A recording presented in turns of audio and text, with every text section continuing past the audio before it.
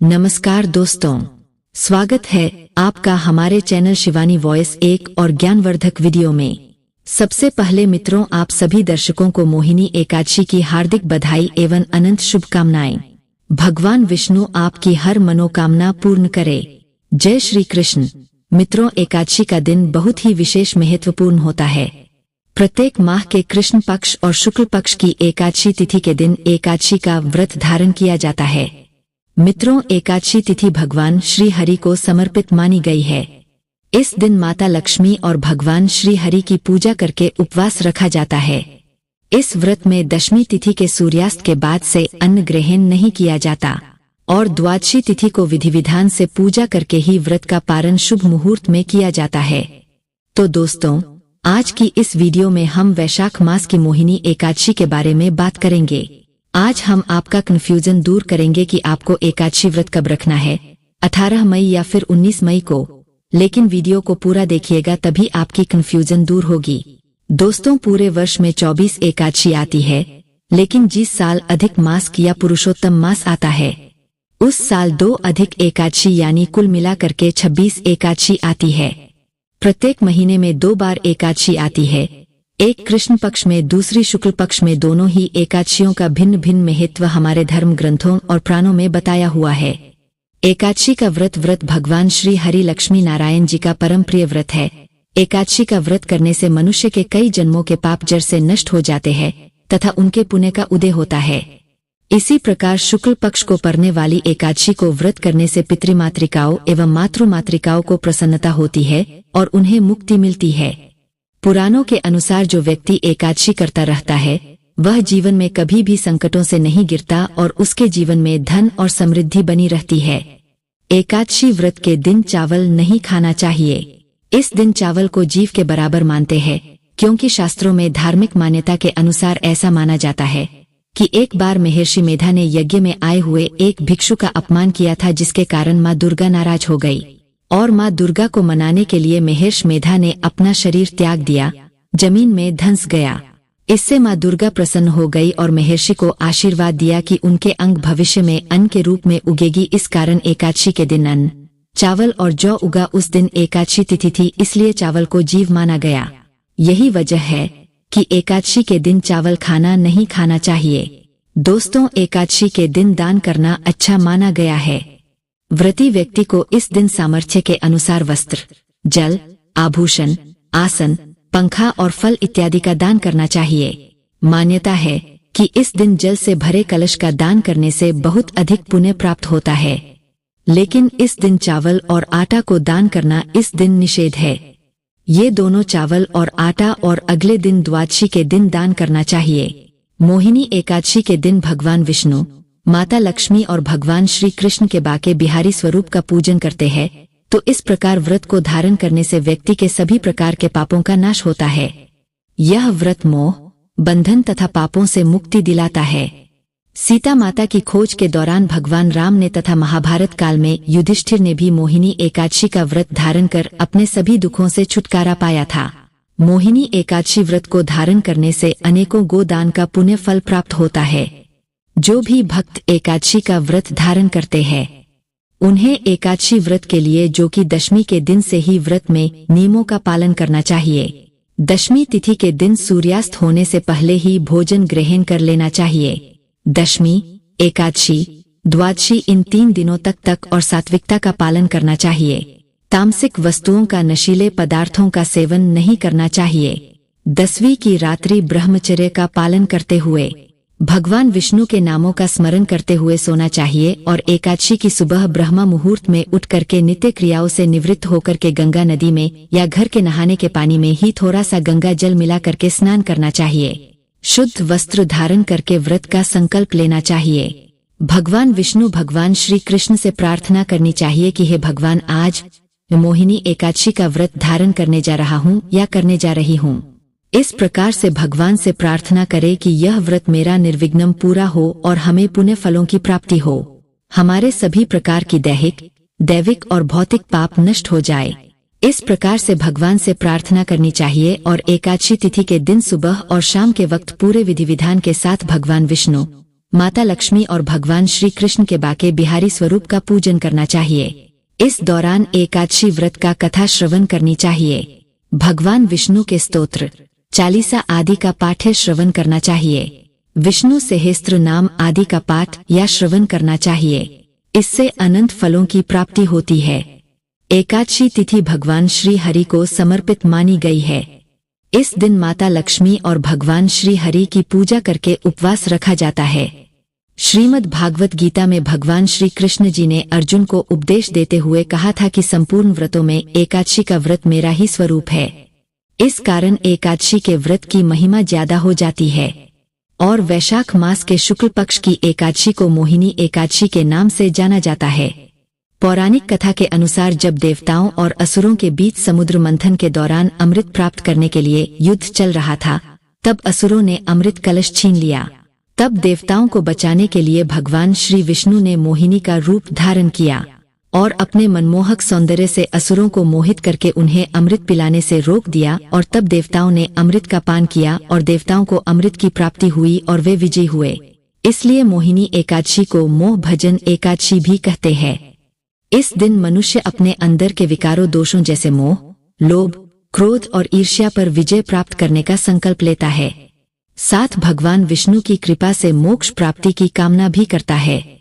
तो आइए जानते हैं मोहिनी एकादशी के शुभ मुहूर्त तथा पारण समय के बारे में।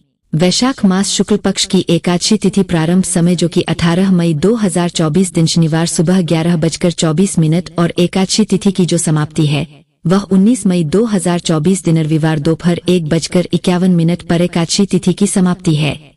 तो हमें शुद्ध रूप से जो एकादशी व्रत के लिए समय प्राप्त हो रहा है, तो सभी भक्तजन 19 मई 2024 दिन रविवार को व्रत को धारण करेंगे। व्रत का पारण जो कि हरिवासर समाप्त होने की बात करना चाहिए। हरिवासर का समय द्वादशी तिथि का पहला चौथाई हिस्सा हरिवासर का होता है, तो द्वादशी तिथि की जो समाप्ति है वह 20 मई 2024 दिन सोमवार को शाम 4 बजे द्वादशी तिथि की समाप्ति है। तो सभी भक्तजन व्रत का पारण जो कि 20 मई सोमवार के दिन करेंगे। पारण का समय सुबह 5:12 से सुबह 8:12 तक व्रत का पालन किया जाएगा। मोहिनी एकादशी व्रत का पारण जो कि कुल शोध के केंद्र यानी कि कुशा के जल से व्रत का पारण किया जाएगा। यह संभव न हो पाए तो आप तुलसी दल जल या फल से व्रत का पारण करें। एकादशी तिथि सूर्योदय का समय है।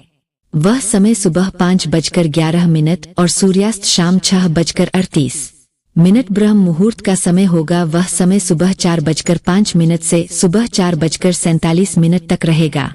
एकादशी तिथि के दिन 19 मई को इस दिन बड़ा ही अच्छा योग बन रहा है। इस दिन वज्र योग होगा सुबह 11:25 तक। उसके बाद सिद्ध योग, सर्वार्थ सिद्ध योग, अमृत सिद्ध योग और द्विपुष्कर योग बन रहा है। सर्वार्थ सिद्ध योग और अमृत सिद्धि योग जो कि एकादशी तिथि के दिन 19 मई को सुबह 5:28 से रात्रि 3:16 तक होगा और द्विपुष्कर योग जो कि सुबह 3:16 से शुरू है और इसकी समाप्ति अगले दिन यानी कि 20 मई की सुबह 5:28 पर द्विपुष्कर योग समाप्त होगा। तो इस बार एकादशी तिथि के बड़ा ही अच्छा संयोग बन रहा है। इस दिन व्रत को धारण करना जो कि अनंत फलदायी होगा। 19 मई को राहुकाल का समय शाम 4:57 से शाम 6:38 तक होगा और 20 मई को राहुकाल का समय सुबह 6:51 से सुबह 8:30 तक होगा। राहु का अल समय के दौरान कोई भी शुभ कार्य नया कार्य नहीं करना चाहिए। इस बात का ध्यान रखें। जो भी भक्तजन व्रत को धारण करने वाले हैं उन्हें इस दिन भगवान विष्णु, माता लक्ष्मी और भगवान श्री कृष्ण के बाके बिहारी स्वरूप का पूरे विधि विधान के साथ पूजन करना चाहिए। इस दिन गंध, पुष्प, धूप, दीप आदि से भगवान की पूजा करनी चाहिए। भगवान विष्णु को अक्षत नहीं चढ़ाया जाता है। इस बात का ध्यान रखें। अक्षत के जगह उन्हें काले तिल चढ़ाएं, जौ चढ़ाएं, तुलसी पत्र चढ़ाएं। निवेद में दूध से बने हुए वस्तु का भगवान को भोग लगाएं। जो भी मौसम में रहते फल मिल पाए उसका भगवान को भोग लगाना चाहिए और जब भी भगवान को भोग लगाते हैं तो तुलसी पत्र डालकर के ही भगवान को भोग लगाना चाहिए। व्रत के दौरान व्रती को किसी के ऊपर क्रोध नहीं करना चाहिए। अपने मन में किसी के प्रति ईर्ष्या, द्वेष का भाव नहीं लाना चाहिए। ब्रह्मचर्य का पालन करना चाहिए। के दौरान मांस, मदिरा, लहसुन, प्याज आदि का प्रयोग बिल्कुल भी नहीं करना चाहिए। पूर्ण ब्रह्मचर्य का पालन करना चाहिए। भगवान विष्णु के चरणों में अपना मन लगाना चाहिए। भगवान विष्णु के ओम नमो भगवते वासुदेव आय आदि मंत्रों का जाप करना चाहिए। श्री कृष्ण, गोविंद, हरे मुरारी आदि नाम जप करना चाहिए। इससे भगवान विष्णु अपने भक्तों पर अति प्रसन्न होते हैं। अपने भक्तों के सभी प्रकार के पापों को नष्ट कर देते हैं। जब व्यक्ति के पाप और पाप नष्ट होते हैं तभी उनके पुण्य उदित हो पाते हैं। उसके बाद सांसारिक सुखों की प्राप्ति होती है। एकादशी तिथि के दिन दिन रात उपवास रहते हुए व्रत को धारण करना चाहिए। जो भी भक्तजन उपवास न रह पाते हो, जिनका भी स्वास्थ्य ठीक न रहता हो, तो आप एक समय फलाहार ग्रहण करके व्रत को धारण करें। फलों में अमृत फलों का सेवन करना चाहिए, जैसे कि केला, आम, अंगूर, बादाम, पिस्ता आदि का प्रयोग कर सकते हैं। एकादशी के दिन सुबह जल्दी उठकर के स्नान करके पूजा अर्चना करके एकादशी व्रत का संकल्प धारण करें।